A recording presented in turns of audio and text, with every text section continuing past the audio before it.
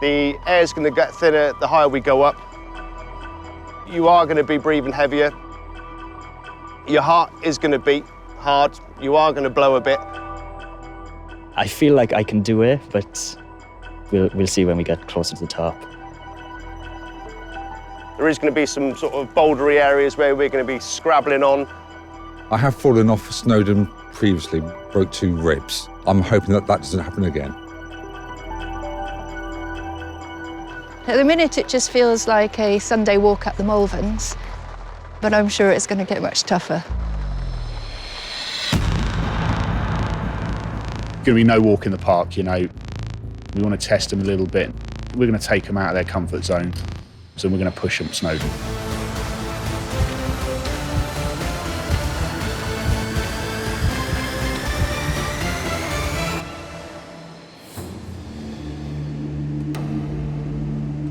The aim of the climb today is to try and match the performance and experience of those people walking up Snowdon to what a patient with heart failure might experience on the flat. For us, relatively fit and healthy, as we're walking along, our heart's going to increase in its pumping ability. We'll become more short of breath as we take on more oxygen. And this is what someone with heart failure is experiencing just getting up and walking around the house.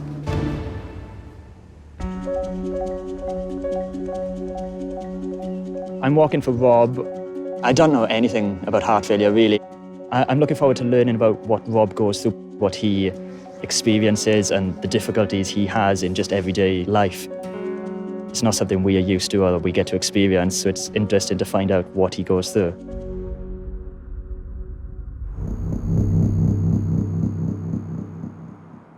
So Reece, let's see what your heart rate's doing at the moment. One of the aims of this trip today with Parallel Hearts is to take these heart rate monitors, which will measure our heart rate and try and marry that up in parallel to someone who's got heart failure. How are you doing? 94%. So he's hitting the red.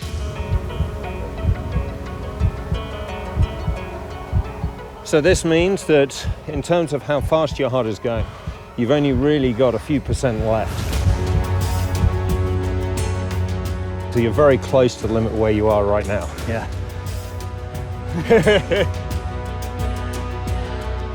So while your heart is working normally, it's kicking out the blood that your muscles need.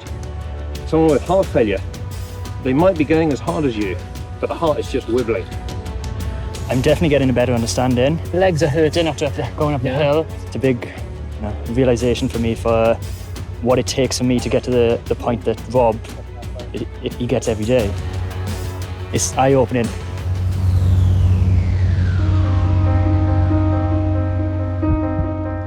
My legs are hurting. I've left my sister, who's got heart failure. She's had a heart attack. She's had a triple heart bypass. Yeah, I hope it's going to give me an insight into how she feels. She gets breathless. She can't walk very far. I imagine I'm going to be feeling very much the same as I get nearer towards the top. How are you finding it so far? That's pretty tough. I need a bit of energy. Yeah, yes. It's really important that we eat the right foods and keep hydrated throughout the walk. In patients with heart failure, patients are advised to minimise their salt intake and ensure that they're not eating unhealthy foods on a regular basis. I've had grapes, they've been quite good. Generally eat better. But that's like probably every day for Sam and Rich. It is, no. In climbing Snowdon, we start to appreciate how heart failure patients may feel. It's difficult on the legs. Feeling short of breath and tired are the main symptoms of the condition. As a GP, I see people that come to me who are a bit breathless, a bit tired, they may have swollen ankles, and often they don't realise that they might have heart failure. Doing, how was that? That was good. I'm hot, I'm sweaty, I'm out of breath. My legs are hurting. And how's your heart rate? How's your heart rate? Should we have a look? I haven't tried it, my heart rate. I'm sure it's high, I can feel it pumping. 94%. Starting to recover. I'm still a bit hot, still a little bit out of breath. I can feel my heart going a bit, but it is recovering from that rather steep climb we've just done. Now, one of the interesting things with someone with heart failure is that they can get up to that 94, 95% capacity, but it takes them so much longer to recover. So I can see when my sister is out of breath, and now I'm starting to realise that what she's feeling is what I'm feeling when I'm walking up that steep hill. When you think she's just being a bit slow, yeah, she's not. She's feeling like I was. So how are we doing now? Look, down to 88 already. Fit as a butcher's dog.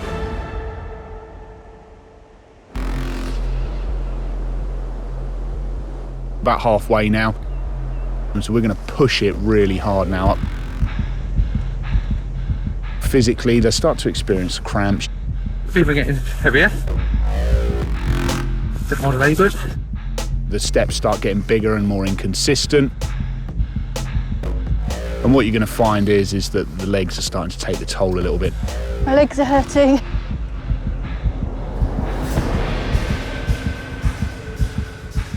That hurt. Okay. Are we up to telling a story, or are we just speaking in sentences? Just sentences. I don't understand that much about heart failure. It's only due to my brother having heart failure that I've started to become a little bit more aware. Let's see what your heart rate's doing at the moment. And here we go. That's Oh, look at that. Not much room more for effort here. There's definitely reserves. I was breathless. My legs were going a bit like sort of jelly and everything, a bit sort of wobbly. That hurt. My heart was pounding. Couldn't have gone much harder. Yeah. With regards to your heart, it's about how hard it pumps and how quickly it's pumping. So you're pumping really as fast as you possibly can. Someone with heart failure might be going at 99%, but only a quarter the amount of blood coming out. So therefore, the amount of blood getting to the muscles is massively reduced in someone with heart failure. Wow. Compared to my brother, who has the heart failure, he'll have that, sort of constantly the whole time.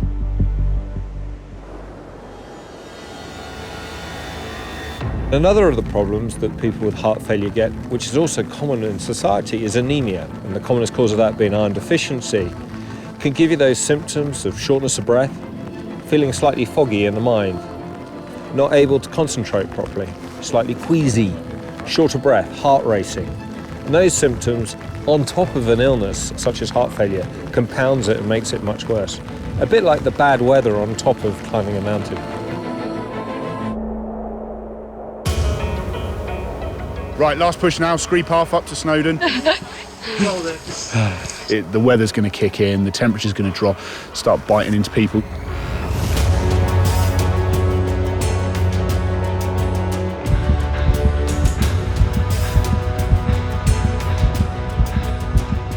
I think we're about 2/3 of the way up now.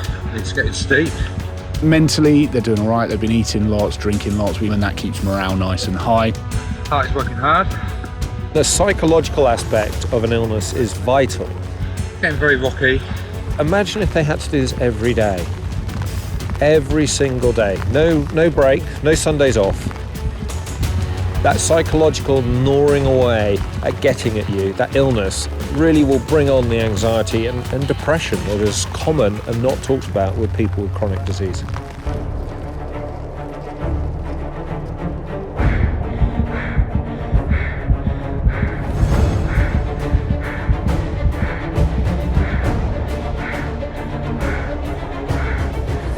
Yeah, this bit now, you're going to start seeing slippery bits of rock everywhere. There'll be a bit of slipping around.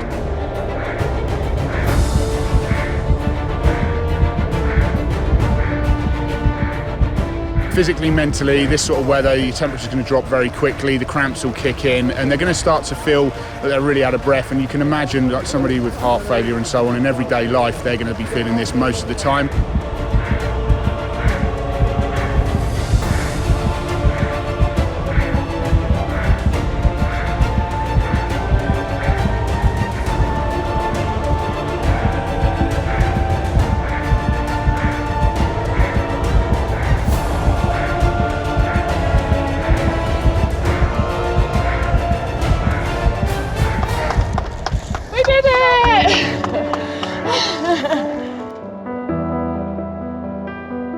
shattered, but relieved and excited that I've reached the top. A heart condition that Richard's got and everything. I can empathise with him having that the whole sort of time. I think the mental battle is equally as difficult.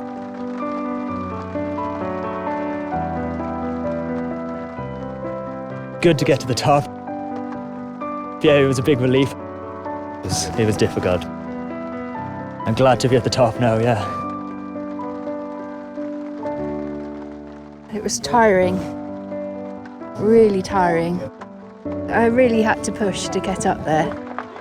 I knew I had to make it. I had to make it for Sam, because this is the sort of thing she has to cope with every day. Just sorry that she can't be here and that she couldn't make it up the mountain too. I mean, heart failure is a very difficult condition for patients. Community is critical. Teamwork we've experienced here, everybody's stayed together, encouraged each other. There's been a real sense of support, and that's very much what our patients need in the community.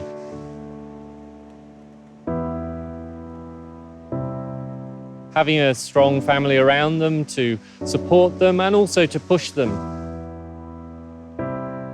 This has been a great day for Lucy, Reese and Mike. I mean, it gives them an understanding of what their relatives are going through, and that will help them take that home and support them. A really good, worthwhile exercise, I think raising the awareness has been a good thing. I've certainly got more sort of educated today than what I knew previously. Oh, brilliant, brilliant. I'm looking forward to meeting with Rob. I think I have a lot more in connection with him now. I understand what he's going through a lot more. I think it's important to him that I can understand, and it's important to me that I can share it with him at least. Well, now I know what you feel like on an everyday. We feel the same now. Yeah, and I'm really proud of her and thankful for her taking this challenge today.